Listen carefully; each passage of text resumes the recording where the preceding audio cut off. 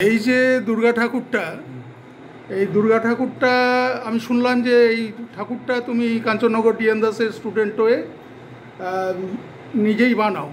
তো এই মূর্তিটা বানাতে কতদিন লেগেছে? এই মূর্তিটা বানাতে আমার 9-10 দিনের মতো সময় লেগেছে। আর পূর্বপুরুষে কেউ বড় করে পুজো করতো? হ্যাঁ, আমাদেরই পূর্বপুরুষ স্বর্গীয় নলিনাক্ষ ঘোষ উনি করতেন। আচ্ছা, উনি তো শুনেছিলাম কাঞ্চননগর ডিএন দাস হাই স্কুলের ম্যানেজিং কমিটির মেম্বারও ছিলেন। হ্যাঁ, তাই তো? হ্যাঁ। আচ্ছা, আর এই পুজোকে কোন পুরোহিত করেন? এই পুজো আমিই করি। আচ্ছা, ইনি হলেন অব্রাহ্মণের পূজিতা দেবী। আচ্ছা, অব্রাহ্মণের পূজিতা দেবী। বাহ, ভেরি গুড।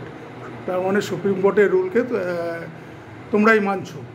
আর এর সঙ্গে তোমাকে হেল্প কে করে? এর সঙ্গে আমার মা, কাকিমা, ওরা সবাই সাহায্য করে। ওরা সবাই সাহায্য করে।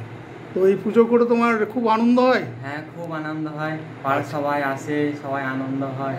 আচ্ছা, আর এই যে মূর্তির যে সমস্ত গয়নাগাটি, সোলার এগুলো যদি একটু বলো, কে কোত্থেকে কিনেছো? বা এই প্রতিমা সাজের এই সোলার সাজগুলো আমি আর আমার মা ঘরেতেই তৈরি করেছি।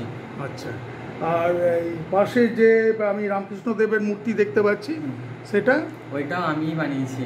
ওইটা মাটি দিয়ে তৈরি। মাটি দিয়ে তৈরি। তো এই টোটাল মূর্তি বানাতে, সব কিছু বানাতে কতদিন লেগেছে তোমার? টোটাল 10 দিনের মতো সময় লেগেছে। 10 দিনের মতো সময় লেগেছে। তো এইটা কি তোমার কারো কাছে শিখেছো না নিজে নিজেই বানাচ্ছ? না, কারো কাছে শিখিনি। আচ্ছা, তো তুমি এখন মানে কোথায় পড়াশোনা করছো? আমি কাঞ্চননগর ডিএন দাস স্কুলের স্টুডেন্ট। আমি এখন বিবেকানন্দ কলেজে সেকেন্ড ইয়ার পড়ি। আর কী সাবজেক্ট নিয়ে পড়ছো? History honours. আচ্ছা, তোমার নাম? আমার নাম তৃপ্তিময় ঘোষ। তোমার মায়ের নাম? তন্দ্রা ঘোষ। বাবার নাম? তরিৎ ঘোষ। আচ্ছা, আর তোমাদের দাদু? দাদু রামদাস ঘোষ।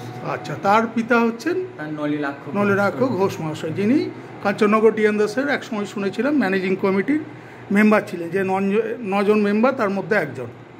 Thank you.